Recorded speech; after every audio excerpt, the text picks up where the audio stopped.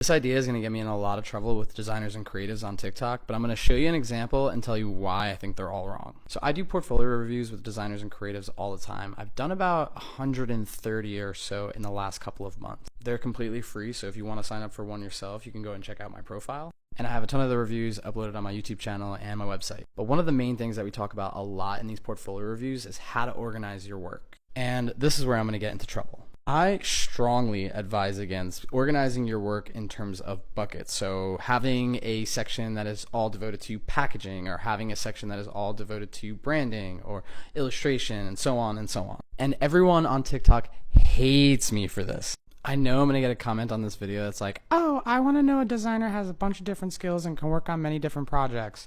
Shut your mouth. I'm not saying that you can't do this still. I'm just saying that there are different and better ways to do this. Here's an example of what I'm talking about. This is a portfolio from a designer that I reviewed recently that had sections for branding, packaging, and I decided I was going to click into this project to check it out.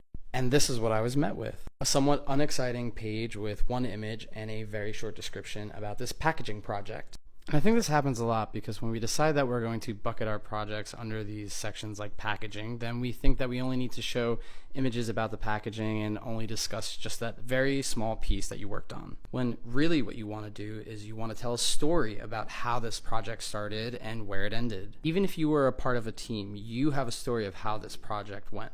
You can think of a story as a case study, but I like to think that good design stories do not start with the title packaging design. Let me know what you think in the comments, and please be kind. And if you want more tips on design and your portfolio website, make sure you like this video and follow me. Have a good day.